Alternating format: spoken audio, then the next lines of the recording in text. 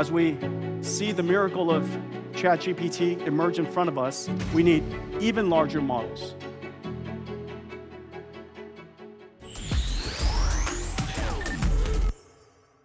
최근에 샘 알트만의 인터뷰를 보니까요, 이렇게 이 서비스가 잘 될 줄 알았으면 나는 절대로 이름을 챗 GPT처럼 이상한 이름으로 짓지 않았을 것이다 라는 인터뷰가 나왔어요. 그게 왜 그랬냐면요, 실은 이 챗 GPT가 처음 나온 거는 우리가 알고 있는 기업 발표회가 아니었습니다. 학회 같은 게 있었는데 거기에서 오픈 AI가 우리가 이런 서비스를 만들어 봤는데 한번 써보실래요? 라고 하면서 전 세계 사람들이 아니 이런 게 있다고? 라고 하면서 정말 5일 동안에 100만 명의 회원을 돌파하는 놀라운 속도를 보여준 겁니다.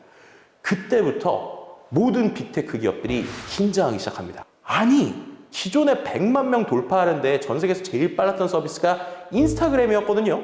근데 인스타그램도 몇 달이 걸렸어요. 그랬는데 5일 만에 100만 명 돌파, 이거 장난 아니다. 비즈니스적인 냄새가 난다 라고 느꼈던 것 같습니다. 자, 그리고 나서 2022년 12월 그 추운 겨울에 빅테크에 어떤 일들이 일어나느냐, 대규모 감원이 일어납니다. 그래서 그때 주식시장 살펴보시면요, 실제로 그때 좀 주가가 많이 안 좋았었어요, 빅테크 기업들이. 왜냐면 그때 시장은 어떻게 그걸 읽은 거냐면, 야, 빅테크 기업들이 요즘 어려운가 보다, 지금 인원 줄이는 거 보니까 이거 조금 조정인가? 라고 생각을 했거든요. 근데 실제로 그들이 왜 인력을 이제 해고했는지 아십니까? 기존의 인력을 줄이고 생성형 AI에 대한 연구를 할 수 있는 인력으로 교체를 한 것입니다. 그래서 2022년 11월, 12월에 많은 빅테크 기업들 인력이 바뀌기 시작해요. 그리고 2023년이 시작되는 순간부터 모든 빅테크 기업들은 이른바 생성형 AI 전쟁을 시작합니다. AI 경쟁의 시대를요, 저는 생각할 때 마치 골드러시 시절과 좀 비교할 수 있을 것 같다는 생각이 들었어요. 그때의 진정한 승자는 누구였을까요? 그때의 진정한 승자는 바로 리바이스였습니다. 즉 청바지 장사였죠. 왜 청바지 장사가 갑자기 승자가 되었을까요? 그 시절에 많은 청년들이 금광을 하기 위해서는 바지가 편해야 되잖아요. 그리고 찢어지면 안 되잖아요. 그렇게 되니까 모든 이 금광을 파는 사람들은 다 청바지라는 걸 입었다는 거예요. 자, 지금 생성형 AI 시장의 변화를 보면요, 딱 그 시절 같아요. 모두가 금광을 찾아 나서고 있습니다. 근데 그 금광을 찾는 사람 중에 이 수많은 빅테크 기업과 수많은 스타트업들 중에 청바지 장사 같은 회사가 있죠. 그게 바로 우리가 모두 다 알고 있는 엔비디아라는 회사입니다. 왜 엔비디아가 갑자기 청바지 장사가 되고 있을까요?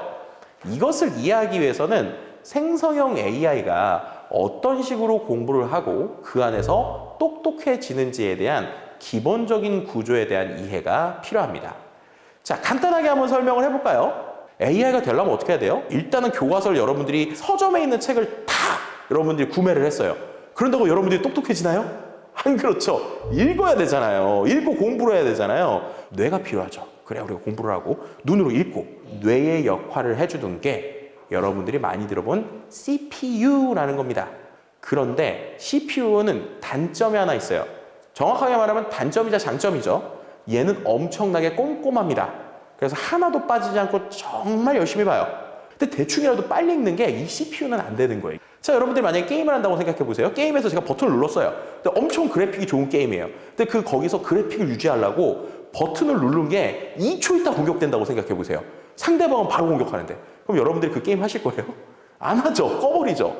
그래서 이러한 그래픽을 처리하는 녀석의 특징은 뭐냐면, 아까 CPU처럼 꼼꼼히 하나씩 보는 게 아니라 일단 대충이라도 시간을 정확하게 맞추는 게 중요한 거예요. 그걸 기억을 하시는 분들이 있을지 모르겠는데, 자, 이렇게 그래픽 기술이 좋아지는데 이 그래픽 칩 하나가 할 수 있는 성능의 한계보다 게임 그래픽이 엄청 좋아지는 시대가 있었습니다. 자, 이때가 되니까 그래픽 회사들이 고민을 하는 거예요. 왜냐면 게임사들은 더 좋은 그래픽 카드를 만들어 달래요. 근데 아무리 해도 이게 성능이 안 나오거든요.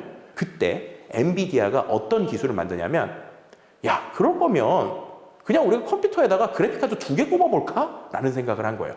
그러니까 한 대로 안 되니까 2개를 갖고 붙이자라고 하는 병렬 처리 기술이 거기서 나오기 시작합니다. And we realized that the answer is to put a whole bunch of GPUs together. And of course, innovate a whole bunch of things along the way. 자, 그런 과정에서 게임을 하고 있었는데 이 그래픽 카드가 GPU라는 개념으로 사람들에게 많이 인정받기 시작한 때가 바로 암호화폐 채굴 시절입니다. 근데 암호화폐 채굴은 계산을 하는 겁니다. 근데 이 계산을 할 때 규칙이 있어요. 어떤 어려운 문제를 전 세계에서 똑같이 풀게 하거든요. 근데 그 문제를 가장 빨리 푼 사람한테 그 라운드의 성과를 다 주는 거예요. 뭐가 중요해요? 속도가 중요하겠죠. 어떤 사람들이 야, 이거를 한번 그래픽카드 GPU를 활용해 볼까? 라는 시도를 하게 돼요.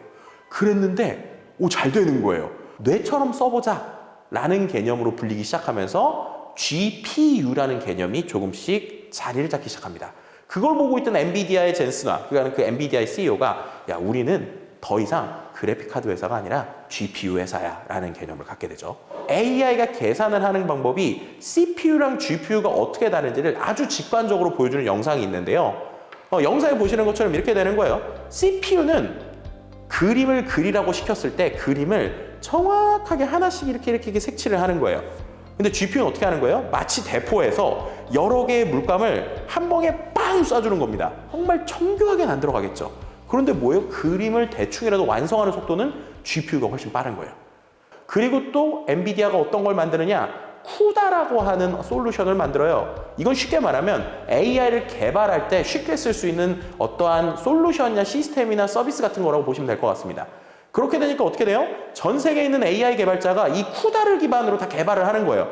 그 상황에서 어떻게 돼요? 자율주행차도 나오죠. 여러 가지가 나오죠. 그러니까 엔비디아는 갈수록 똑똑해지고 그 상황에서 생성형 언어 모델이 딱 나오니까 야, 이거는 더 이상 기존에 있던 속도보다 훨씬 빠르게 바바바바박 계산해 주는 게 필요하고 그걸 무식하게 잘하는 게 GPU구나 라는 개념을 갖게 됩니다. 우리가 알고 있는 전 세계 빅테크 기업들, 우리가 M7 기업이라고 하는 모든 기업들이 다 이 AI 칩을 만들겠다고 등장하고 있고 또 우리나라의 리벨리온 같은 회사들은 AI 스타트업이 돼가지고 그 칩에 대한 설계도나 구조를 만들고 있거든요. 그래서 몇몇 벤치마크 리포트에서는 오히려 이게 엔비디아의 GPU보다 낫다라는 이야기가 나오고 있어요. 자, 그럼에도 불구하고 이들의 독점이 한동안은 계속 유지될 수밖에 없는 이유. 쿠다라고 하는 그들의 플랫폼 성격을 가지고 있는 시스템. 그리고 지금까지 만들어 놓은 솔루션. 이 시스템 자체를 갈아엎는다는 것 자체가 큰 리스크로 존재한다는 것이죠. 그렇기 때문에 향후에 이 시스템이 더욱더 쓰이기까지 최소 2-3년 동안은 이 엔비디아의 청바지 장사 계속적으로 유지될 수밖에 없다. 모든 빅테크 기업들이 지금 엔비디아에게 줄 서서 저 제발 GPU 좀 주세요 라고 줄 서 있는 아이러니한 상황이 발생하고 있다라고 말씀드릴 수 있는 거죠. 아니, 애플과 테슬라는 과연 이러한 산업의 변화에서 무엇을 하고 있는가라는 것에 대해서 고민하시는 분들이 많은 것 같아요.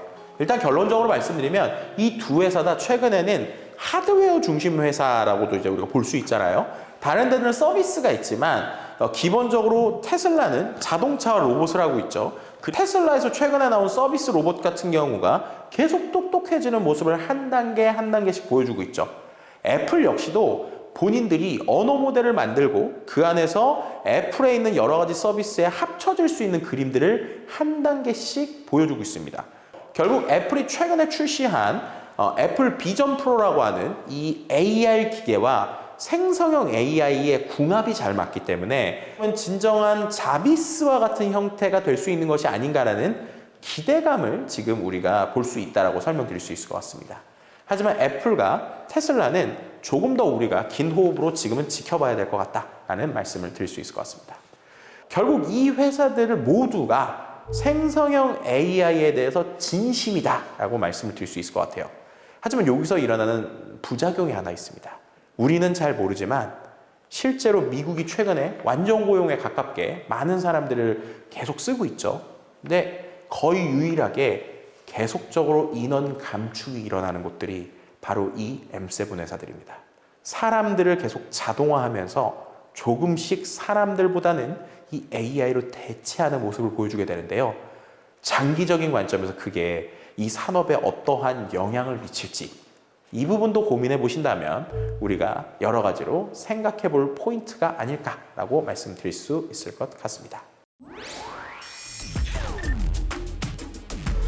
자, AI 군비 경쟁 시대는 계속 이어질 것 같고요. 그 안에서 수많은 기업들이 골드러시를 향해 가고 있다는 것입니다. 기업의 변화에서 영원한 1등도 없지만 AI 시대에서는 함께하는 파트너십에 좀 주목해 보실 필요가 있다는 생각이 들어요.